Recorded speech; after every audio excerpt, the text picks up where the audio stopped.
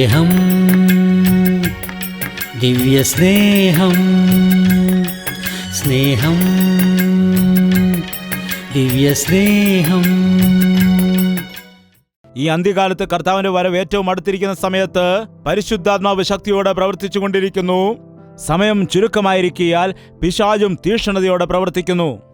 കഴിയുമെങ്കിൽ വൃതന്മാരെ പോലും വീഴ്ത്തി കളയുന്നതിനു വേണ്ടി, ദൈവത്താൽ തിരഞ്ഞെടുക്കപ്പെട്ട ജനത്തെ വഞ്ചിക്കേണ്ടതിനു വേണ്ടി, തിരഞ്ഞെടുക്കപ്പെട്ട ദൈവദാസന്മാരെ വീഴ്ത്തിക്കളയുവാൻ അവൻ ഗർജിക്കുന്ന സിംഹം പോലെ നടക്കുകയാണ്.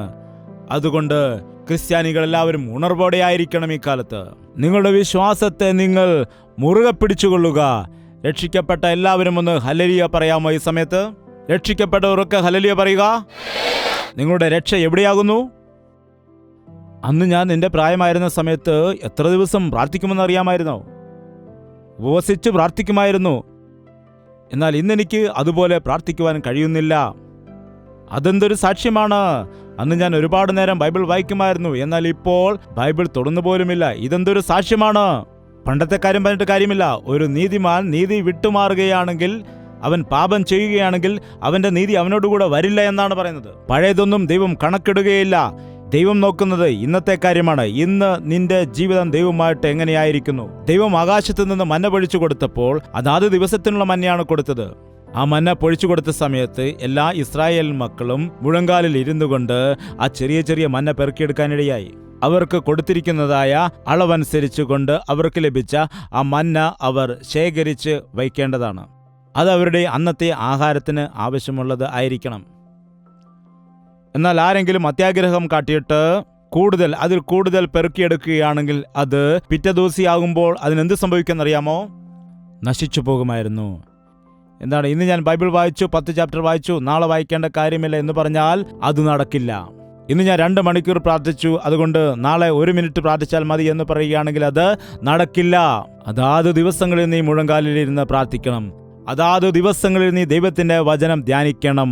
ഓരോ ദിവസവും ദൈവം മുമ്പാകെ നിന്റെ സാക്ഷ്യത്തെ കാത്തു സൂക്ഷിക്കണം. നിന്റെ കണ്ണുകളെ പാപത്തിന് ഏൽപ്പിച്ചു കൊടുക്കാതെ ദൈവത്തിന് സമർപ്പിച്ചുകൊണ്ടായിരിക്കണം. നിന്റെ ഹൃദയത്തിന്റെ വിചാരങ്ങൾ ഓരോ ദിവസവും ദൈവത്തിന്റെ കരങ്ങളിലേക്ക് സമർപ്പിച്ചു കൊടുക്കണം. നിങ്ങളുടെ വ്യക്തിപരമായ ജീവിതത്തിൽ നിങ്ങളുടെ ഹൃദയത്തിൽ ശുദ്ധിയുള്ളവരായി നിങ്ങൾ ജീവിക്കേണ്ടതാണ്. ഇപ്പോൾ പറയൂ, രക്ഷിക്കപ്പെട്ടവർ ആരൊക്കെയാണ്? ആരുമില്ലേ? എന്താണ് പൗലോസ് പറഞ്ഞു? ഞാൻ എല്ലാ ദിവസവും മരിക്കുന്നുവെന്ന്. ഞാൻ ദിനംതോറും അവൻ ജീവിച്ചിരിക്കുകയാണ്. അവൻ എന്നാൽ എന്തിനാണ് മരിക്കുന്നത്? എൻ്റെ പാപപ്രവൃത്തികൾക്ക്, എൻ്റെ ശരീര ഇച്ഛകൾക്ക്, എൻ്റെ പാപ സ്വഭാവത്തിൻ്റെ പ്രേരണകൾക്ക് ഞാൻ മരിച്ചു പോകുകയാണ്. ഇനിയും ജീവിക്കുന്നത് ഞാനല്ല, ക്രിസ്തു അത്രേ. ശ്രദ്ധിക്കുക, ഞാനല്ല, പിന്നെ ആരാണ്? പറയൂ. ക്രിസ്തു എന്നിൽ കൂടി ജീവിക്കുന്നു. എനിക്ക് വേണ്ടി പ്രാണൻ നൽകിയതായ ആ ക്രിസ്തുവിനു വേണ്ടി ഞാൻ ജീവിക്കുന്നു. എപ്പോഴും ക്രിസ്ത്യാനികൾ പറയണം. അങ്ങനെ ഒരു അനുഭവം നമ്മുടെ ജീവിതത്തിലുണ്ടെങ്കിൽ കർത്താവ് എപ്പോൾ വന്നാലും നമുക്കത് പേടിക്കേണ്ട കാര്യമില്ല. നീ അതിനുവേണ്ടി പ്രത്യേകം കാത്തിരിക്കേണ്ടതായ കാര്യമില്ല. അവൻ എപ്പോൾ വന്നാലും നിന്റെ ഹൃദയം ശുദ്ധിയായതുകൊണ്ട് നീ എടുക്കപ്പെടുവാൻ ഇടയാവുക തന്നെ ചെയ്യും. അന്ത്യകാലത്ത് മനുഷ്യൻ പുറമേ ഭക്തിയുള്ളവനായി കാണപ്പെടും, എന്നാൽ അതിൻ്റെ ശക്തിയെ അവൻ അനുഭവിക്കുന്നില്ല. ദൈവത്തെക്കാൾ കൂടുതൽ അവൻ സുഖ സൗകര്യങ്ങളെ സ്നേഹിക്കുന്നു. പലപ്പോഴും സഭയിൽ ഞാൻ ചോദിക്കാറുള്ളതാണ്, എന്താണ് ബ്രദർ ഇന്ന് സഭയിൽ വരാതിരുന്നത്? അപ്പോൾ പറയുന്നു, ഞങ്ങൾ നാട്ടിൽ പോയിരുന്നു, വന്നിട്ട് റെസ്റ്റ് എടുക്കുകയായിരുന്നു എന്ന്. എന്താണ്? ഇന്ന് തന്നെ നാട്ടിൽ നിന്ന് വരാൻ ആരാണ് പറഞ്ഞത്? ഞായറാഴ്ച ആർക്കുള്ള ദിവസമാണ്? 6 ദിവസം നീ ജോലി ചെയ്യുക, 7-ാം ദിവസം ദൈവത്തിന് കൊടുക്കണം. സഭയുടെ അംഗത്വ രജിസ്റ്ററിൽ വിശ്വാസികളായിരിക്കുന്ന അംഗങ്ങൾ, ആ സഭയിലുള്ളവർ എല്ലാ ഞായറാഴ്ചയും അംഗത്വമുള്ളവർ സഭയിൽ വരുന്നുണ്ടോ ഇല്ലയോ? വരില്ല. ക്രിസ്മസിന് മാത്രം ആളുകൾ എല്ലാവരും വരും. അപ്പോൾ സഭയിൽ ഇരിക്കാൻ സ്ഥലം കാണില്ല. അതെന്താണ്? ദൈവം എന്താണ് പറഞ്ഞത്?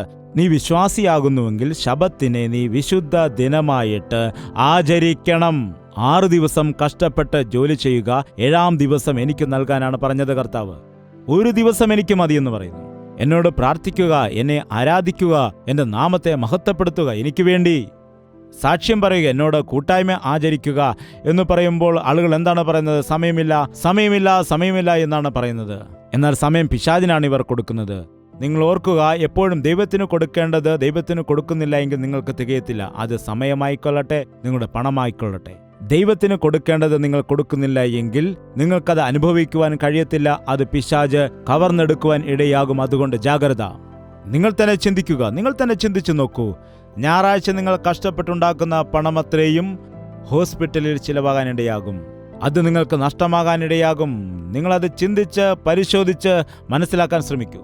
ഞായറാഴ്ച നാം ദൈവത്തിന്റെ ആലയത്തിൽ വരിക, ദൈവത്തെ ആരാധിക്കുക, പരസ്പരം കൂട്ടായ്മ ആചരിക്കുക, സഹായിക്കുക. വിശ്വാസികൾ എല്ലാവരും സ്നേഹം കാണിക്കുന്നതിൽ, മറ്റൊരാളെ സഹായിക്കുന്നതിൽ പരസ്പരം പ്രോത്സാഹിപ്പിക്കേണ്ടതാണ്, പ്രേരിപ്പിക്കേണ്ടതാണ്. പ്രേരിപ്പിക്കുക എന്ന് പറയുമ്പോൾ എന്താണ്? കീ കൊടുക്കുക എന്ന് പറയും. നമ്മൾ ബൊമ്മയ്ക്കൊക്കെ കീ കൊടുക്കുക, കട്ട കട്ട കട്ട കട്ട എന്നത് ഓടും, ടക ടക ടക അങ്ങനെ നിൽക്കും. വീണ്ടും എന്താണ് ചെയ്യേണ്ടത്? വീണ്ടും കീ കൊടുക്കാനിടയാകും. എന്താണ്? ഞായറാഴ്ച മുതൽ നമ്മൾ അടുത്ത ഞായറാഴ്ച വരെ നോക്കുമ്പോൾ നാം ലോകത്ത് ജീവിക്കുന്നു, ലോകക്കാരോടൊപ്പം സഹകരിക്കുന്നു, അവരുമായിട്ട് പ്രവർത്തിക്കുന്നു, ജോലിക്ക് പോകുന്നു, നാം കോളേജിൽ പോകുന്നു, സ്കൂളിൽ പോകുന്നു, അവിശ്വാസികളോടൊപ്പം ആയിരിക്കുന്നു, ആദ്യമായി തണുത്തു പോകുന്നു. വീണ്ടും എന്താണ്? നാം ആലയത്തിലേക്ക് വരുന്ന സമയത്ത് നമ്മുടെ ജീവിതത്തിൽ ഉണർവിനെ പ്രാപിച്ചെടുക്കുവാന് നമുക്ക് സാധിക്കണം. ഒരു കാറിന് നാം ഡീസൽ അടിച്ചു കഴിഞ്ഞാൽ പിന്നെ എത്ര ദൂരം അത് ഓടും? ജീവിതകാലം മുഴുവൻ ഓടുമോ? എന്താണ്? വീണ്ടും നാം ഡീസൽ അടിക്കേണ്ടതായിട്ട് വരും, റീഫില്ല് ചെയ്യണം. അപ്പോൾ തന്നെ നമ്മുടെ ജീവിതത്തിലും ആത്മീയ ജീവിതത്തെ നാം റീഫില്ല് ചെയ്യേണ്ടതാണ്, നാം പ്രോത്സാഹിപ്പിക്കേണ്ടതാണ്. അല്ലെങ്കിൽ നാം തണുത്തു പോകുവാനിടയാകും. നമ്മുടെ ഭക്തി നാമമാത്രമായി പോകുവാൻ ഇടയാകും. നമ്മൾ വീണു പോകുവാനിടയാകും. അതുകൊണ്ടാണ് കർത്താവ് പറഞ്ഞത്, എൻ്റെ വരവെടുക്കുമ്പോഴേക്കും നിങ്ങൾ തെറ്റിപ്പോകാതിരിപ്പാൻ സൂക്ഷിച്ചുകൊള്ളുക. അനേകർ നിങ്ങളുടെ അടുക്കൽ വന്നിട്ട് ഞാൻ ക്രിസ്തു ആകുന്നു എന്ന് പറഞ്ഞിട്ട് നിങ്ങളെ വഞ്ചിച്ചു കളയുവാൻ ഇടയാകരുത്. ആ കൂട്ടത്തിൽ നിങ്ങൾ ഉണ്ടാകാൻ പാടില്ല എന്ന് പറഞ്ഞു. അടുത്ത വാക്യം എന്താണ്? നിങ്ങൾ യുദ്ധങ്ങളെയും യുദ്ധ ശ്രുതികളെയും കുറിച്ച് കേൾക്കും.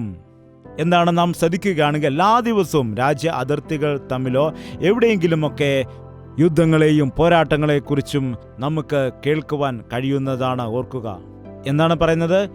യുദ്ധങ്ങളെക്കുറിച്ചുള്ള ശ്രുതികൾ നിങ്ങൾ കേൾക്കുവാനിടയാകും. അപകടത്തെക്കുറിച്ചുള്ള ശ്രുതികൾ നിങ്ങൾ കേൾക്കാനിടയാകും. അടുത്തതെന്താണ്? എന്നാൽ ഇത് അവസാനമല്ല. ജാതി ജാതിയോടും രാജ്യം രാജ്യത്തോടും എതിർക്കും. ക്ഷാമവും ഭൂകമ്പവും അവിടെവിടെ ഉണ്ടാകും. ഭൂകമ്പത്തിന്റെ അനുഭവം ജീവിതത്തിലുണ്ടായ ആരെങ്കിലും ഇവിടെ ഉണ്ടെങ്കിൽ ഒന്ന് കൈയുയർത്താമോ? നിങ്ങൾക്ക് ഭൂകമ്പം എന്ന് പറഞ്ഞാൽ എന്താണെന്ന് അറിയില്ലേ? അതുകൊണ്ടായിരിക്കും ഇങ്ങനെ ഇരിക്കുന്നത്. നിങ്ങൾ ഭൂകമ്പം വന്നാൽ നിങ്ങൾ സ്വർഗത്തിൽ പോകുമോ നരകത്തിൽ പോകുമോ? ഇപ്പോൾ ഭൂകമ്പമുണ്ടായാൽ നിങ്ങൾ താഴേക്ക് പോകുമോ മുകളിലേക്ക് പോകുമോ? ഭൂകമ്പം ഒരു 2-3 സെക്കൻഡ് 5.5 വന്നാൽ തന്നെ അത് വളരെ അപകടകരമാണ്. 7.7 നേപ്പാളിൽ ഉണ്ടാകുവാൻ ഇടയായി. 2-3 സെക്കൻഡ് നീണ്ടു നിന്നതായ ആ ഭൂമികുലുക്കത്തിൽ 100-120 വർഷം മുമ്പ് നിർമ്മിച്ച കെട്ടിടങ്ങൾ ഒരുപാടെണ്ണം തകർന്ന് തരിപ്പണമായി പോകുവാൻ ഇടയായി. ഈ കെട്ടിടങ്ങൾ കണ്ട് എന്തുകൊണ്ടാണ് നിങ്ങൾ അഹങ്കരിക്കുന്നത്? ഇതിനെ നിങ്ങൾ എന്തുകൊണ്ടാണ് വലുതായിട്ട് കാണുന്നത്? ഇതിനെ നിങ്ങൾ എന്തുകൊണ്ടാണ് ആരാധിക്കുന്നത്? ഇതിനെ എന്തുകൊണ്ടാണ് നിങ്ങൾ വലുതായിട്ട് കാണുന്നത്? ദൈവം പറയുന്നു, എനിക്ക് ഇവയെ ഇല്ലാതാക്കുവാൻ 2-3 സെക്കൻഡുകൾ പോലും വേണ്ട എന്ന്. എന്നാൽ മനുഷ്യൻ ദൈവത്തെ ഇന്ന് ഭയപ്പെടുന്നുണ്ടോ? ഭൂകമ്പങ്ങൾ ഉണ്ടാകും. എത്രയോ ഇടങ്ങളിൽ ഭൂകമ്പം അടിക്കടി ഉണ്ടായിക്കൊണ്ടേയിരിക്കുന്നുണ്ട്. കഴിഞ്ഞയിട നമ്മുടെ അയൽ രാജ്യത്തിൽ തന്നെ നാം കേൾക്കാനിടയായി. അതിന്റെ പ്രതിഫലനം നമ്മുടെ രാജ്യത്തും നമുക്ക് അനുഭവിക്കാനിടയായി. കർത്താവ് ഒരു കാലത്ത് ഉപദേശിച്ചിരുന്നതായ കാര്യങ്ങളെല്ലാം ഇന്ന് അക്ഷരാർത്ഥത്തിൽ സംഭവിച്ചുകൊണ്ടേയിരിക്കുകയാണ്. എന്നാൽ മനുഷ്യൻ ദൈവത്തെ ഭയപ്പെടുന്നുണ്ടോ? അവന്റെ വരവിന്റെ അടയാളങ്ങൾ വെളിപ്പെട്ടുകൊണ്ടിരിക്കുമ്പോൾ നാം അവന്റെ വരവിന് വേണ്ടി ഒരുങ്ങുന്നുണ്ടോ?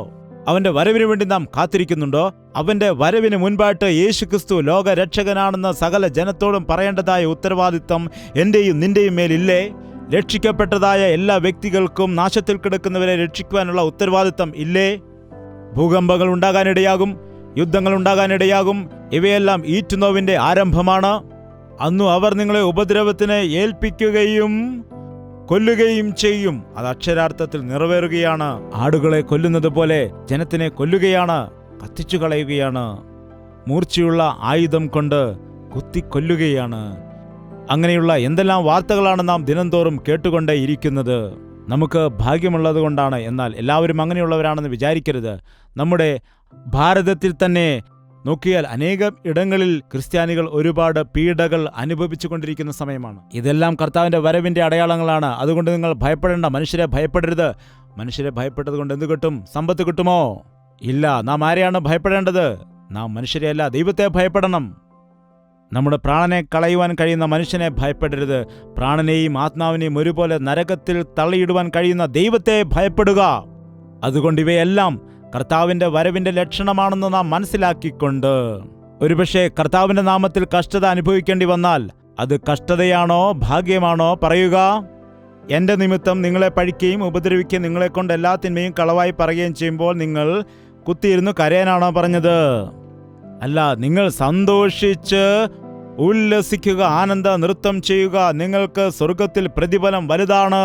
കർത്താവിൽ വിശ്വസിച്ചതിന് ഫലമായി ആർക്കെങ്കിലും കഷ്ടത വരികയാണെങ്കിൽ, അമ്മായിമ്മ വഴക്ക് പറഞ്ഞു, ഭർത്താവ് കുറ്റം പറഞ്ഞു, മരുമകൾ കുറ്റം പറഞ്ഞു എന്നൊക്കെ പലരും പറയാറുണ്ടല്ലോ. ഇവയെല്ലാം വരുമ്പോൾ ദുഃഖിക്കേണ്ട കാര്യമില്ല. കർത്താവിൽ വിശ്വസിച്ചതുകൊണ്ട് നിന്റെ ദൈവം നിനക്ക് എന്താണ് ചെയ്തത്? എന്ത് ലാഭമാണ് നിനക്ക് ഉണ്ടായത്? ദൈവത്തിൽ വിശ്വസിച്ചിട്ടും നിനക്കൊരു ഉദരഫലം പോലും ഇല്ലല്ലോ എന്ന് പറഞ്ഞ് നിന്ദിക്കുന്ന ആളുകളുണ്ട്. ചില കുടുംബത്തിലാണെങ്കിൽ അങ്ങനെ നിന്ദിക്കുകയും കുറ്റം പറയുകയും ഒറ്റപ്പെടുത്തുകയും ചെയ്യുന്ന ഭർത്താക്കന്മാരുണ്ട് എന്ന് സഹോദരിമാർ പറയുന്ന സാക്ഷ്യത്തിലൂടെ കേൾക്കാം. കുഴപ്പമില്ല, ക്രിസ്തുവിനു വേണ്ടി കഷ്ടം അനുഭവിക്കുന്നത് ഭാഗ്യമാണ്. കർത്താവിന്റെ നാമത്തിൽ നിങ്ങളുടെ ജീവിതത്തിൽ നിങ്ങൾ കഷ്ടതയും നഷ്ടവും അനുഭവിച്ചാൽ ഇഹലോകത്തിലും പരലോകത്തിലും കർത്താവ് 100 ഇരട്ടി പ്രതിഫലം നൽകും. നീ കഷ്ടതയിൽ നിലനിൽക്കുകയാണെങ്കിൽ, ശോധനയിൽ നീ ജയിക്കുവാനിടയായാൽ, നിന്നെ ഒറ്റപ്പെടുത്തിയ ആളുകളെല്ലാം നിന്റെ അടുക്കൽ വന്ന് നിന്നോട് ക്ഷമ ചോദിക്കുന്ന രീതിയിൽ കർത്താവ് ചെയ്യുവാനിടയാകും. 2 തിമോഥെയോസിന്റെ ലേഖനം 3-ാം അധ്യായം 1-ാം വാക്യം മുതൽ വായിക്കുക. ആ വചനങ്ങൾ വായിക്കുന്ന സമയത്ത് നിങ്ങളുടെ ജീവിതത്തിൽ എന്തെങ്കിലും ക്രമപ്പെടുത്തേണ്ട കാര്യങ്ങൾ ഉണ്ടോ എന്ന് നോക്കിയിട്ട് ക്രമപ്പെടുത്തി മുൻപോട്ട് പോവുക. നിങ്ങളുടെ ഹൃദയങ്ങൾ ദൈവസന്നിധി നിഷ്കളങ്കതയോടെ ആയിരിക്കണമെന്ന് കർത്താവ് ആഗ്രഹിക്കുന്നു. ദൈവചെയ്ത് തലകളെ വണക്കാം, നമുക്ക് പ്രാർത്ഥിക്കാം. പരിശുദ്ധനായ ഞങ്ങളുടെ ദൈവമേ, സ്വർഗീയ നല്ല പിതാവേ, ഇപ്പോൾ ഞങ്ങളെല്ലാവരും ഒരുമിച്ച് നിന്റെ സന്നിധിയിൽ എഴുന്നേറ്റ് പ്രാർത്ഥിക്കുകയാണ്. ഇതാ കർത്താവേ, എൻ്റെ ജീവിതം നിന്റെ കരങ്ങളിലേക്ക് സമർപ്പിക്കുകയാണ്. എന്നെ നീ വില കൊടുത്ത് വാങ്ങിയിരിക്കുന്നതാകൊണ്ട് എൻ്റെ ശരീരം കൊണ്ട് ഞാൻ നിന്നെ മഹത്വപ്പെടുത്തുകയാണ് എന്ന് പ്രാർത്ഥിക്കുന്ന നിന്റെ മക്കളെ എല്ലാം നീ ദർശിക്കുമാറാകണമേ. ഞങ്ങളുടെ ഹൃദയത്തിലെ വേദനകളും ഞങ്ങളുടെ നെടുവീർപ്പുകളും ഞങ്ങളുടെ ആഗ്രഹങ്ങളും ആവശ്യങ്ങളുമെല്ലാം നന്നായിട്ട് അറിയുന്നതായ ഞങ്ങളുടെ പ്രിയ കർത്താവേ, ഞങ്ങളുടെ അന്തരംഗങ്ങളെ ശോധന ചെയ്തറിയുന്നതായ കർത്താവേ, ഞങ്ങളുടെ ഹൃദയങ്ങളെ പരിശോധിച്ച് ഞങ്ങളുടെ ആവശ്യങ്ങളെ നീ നിറവേറ്റി തരണമേ. ഉദരഫലമില്ലാതെ നിരാശപ്പെടുന്ന എത്രയോ ആളുകളുണ്ട്. മക്കൾ യഹോവ നൽകുന്ന ദാനമാകുന്നു, ഉദരഫലം അവന്റെ പ്രതിഫലമാകുന്നു. നസ്രയനായ യേശുക്രിസ്തുവിന്റെ നാമത്തിൽ ഉദരഫലമില്ലാത്തവർക്ക് കർത്താവ് ഉദരഫലം കൊടുക്കുമാറാകട്ടെ. കടഭാരത്താലായിരിക്കുന്നു, നല്ല ജോലിയില്ലാതായിരിക്കുന്നു, ജീവിതത്തിൽ ഒരുപാട് കഷ്ടതയും ബുദ്ധിമുട്ടുമായിരിക്കുന്നു, ആരോഗ്യ പ്രശ്നങ്ങളുണ്ട്, അതുകൊണ്ട് ഇഷ്ടമുള്ളതുപോലെ ദൈവത്തെ വിട്ട് ജീവിക്കുന്നു എന്ന് പറയുന്ന ആളുകളോട് ഇന്ന് നീ വ്യക്തമായിട്ട് സംസാരിച്ച് അവരെ നീ വിടുവിക്കുമാറാകണമേ. കഷ്ടതയും ബുദ്ധിമുട്ടും ഞെരുക്കങ്ങളും അനുഭവിക്കുന്ന എല്ലാവരുടെയും ജീവിതത്തിൽ സാമ്പത്തികമായ എല്ലാ നന്മകളും നൽകിയവരെ വിടുവിച്ചെടുക്കുമാറാകണമേ. ദുശീലങ്ങൾക്ക് അടിമപ്പെട്ട ആളുകൾ ഇവിടെ ഉണ്ടെങ്കിൽ, മദ്യപാനത്തിനും പുകവലിക്കുമെല്ലാം അടിമപ്പെട്ടുകൊണ്ട് ആരോഗ്യ പ്രശ്നങ്ങൾ വരുത്തിവെച്ചിരിക്കുന്നവരുണ്ടെങ്കിൽ, ആ ബലഹീനത അനുഭവിക്കുന്ന എല്ലാ വ്യക്തികളെയും നസറേനായ യേശുക്രിസ്തുവിന്റെ നാമത്തിൽ വിടുവിച്ചെടുക്കുകയാണപ്പാ. പിശാചിനോട് എതിർത്ത് നിൽക്ക, എന്നാൽ അവൻ നിങ്ങളെ വിട്ട് ഓടിപ്പോകും എന്ന വചനമനുസരിച്ചുകൊണ്ട് നിന്റെ മക്കൾക്കെല്ലാവർക്കും പിശാചിനോട് എതിർത്ത് നിൽക്കുവാൻ തക്കവണ്ണമായ കൃപ കൊടുക്കണമേ. അവരുടെ ഭവനത്തിന് ചുറ്റും നീ വേലി കെട്ടണമേ. എല്ലാവിധമായ ബന്ധനങ്ങളിൽ നിന്നും നിന്റെ മക്കളെ നീ വിടുവിക്കുമാറാകണമേ. നിന്റെ അടിപ്പിണരുകളാൽ ഞങ്ങൾക്ക് സൗഖ്യം വന്നിരിക്കുന്നു എന്ന വചനം ഏറ്റെടുത്തുകൊണ്ട് സൗഖ്യം പ്രാപിക്കാൻ സഹായിക്കണമേ അപ്പ. മരണത്തിന്റെ ബലമേറിയ ഹസ്തത്തിൽ നിന്ന് മരണത്താൽ ഞങ്ങളെ വിടുവിച്ചിരിക്കുന്ന കർത്താവേ, നിന്നിൽ വിശ്വസിക്കുന്നവൻ മരിക്കയില്ല നിശ്ചയം, അഥവാ മരിച്ചാലും അവൻ ഉയർത്തെഴുന്നേൽക്കുമെന്ന് വിശ്വസിച്ചുകൊണ്ട് മുൻപോട്ട് പോകുവാൻ നിന്റെ മക്കളെല്ലാം നീ സഹായിക്കണമേ. ഈ ലോകത്തിനെയോ ലോകത്തിലുള്ളതിനെയോ സ്നേഹിക്കുവാൻ പാടില്ല എന്നതായ നിന്റെ വചനത്തെ ഓർത്തെടുത്തുകൊണ്ട് ദിനംതോറും ദൈവത്തിന്റെ ഹിതം ചെയ്തുകൊണ്ട് നിന്റെ ഹിതപ്രകാരം ജീവിക്കുവാൻ എല്ലാവരെയും സഹായിക്കണമേ. ഞാനിന്ന് നിന്നോട് കൂടെ അത്താഴം കഴിക്കുമെന്ന് സഖായിയോട് പറഞ്ഞതായ കർത്താവേ, ഇന്ന് ഞങ്ങളോട് കൂടെയും ഞങ്ങളുടെ ഭവനത്തിൽ വന്നുകൊണ്ട് ഞങ്ങളുടെ ഭവനത്തിന് ശുദ്ധീകരിക്കുമാറാകണമേ. ഞങ്ങളുടെ ഭവനത്തിന് രക്ഷ നൽകുമാറാകണമേ. നിന്റെ ഹിതമാണെങ്കിൽ നിന്റെ വരവ് താമസിക്കുന്നുണ്ടെങ്കിൽ ഇനിയും ഞങ്ങൾക്ക് നിന്നെ ആരാധിക്കുവാനുള്ളതായ കൃപ നൽകുമാറാകണമെന്ന് യേശുക്രിസ്തുവിന്റെ നാമത്തിൽ അപേക്ഷിക്കുന്നു പിതാവേ, ആമേൻ.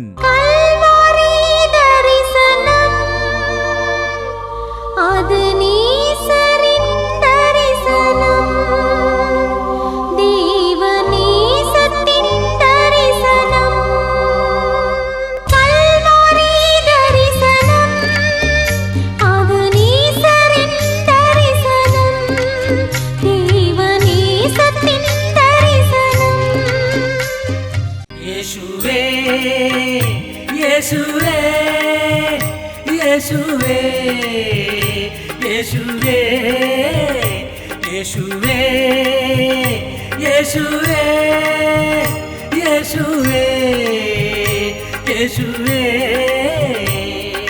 നിന്നെ നിന്നെ എന്നും ഞാൻ സേവിക്കും, നീ മാത്രം രാജാവെന്നും.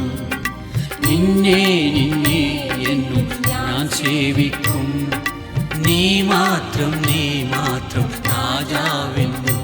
യേശുവേ യേശുവേ യേശുവേ യേശുവേ യേശുവേ യേശുവേ യേശുവേ യേശുവേ യേശുവേ യേശുവേ യേശുവേ യേശുവേ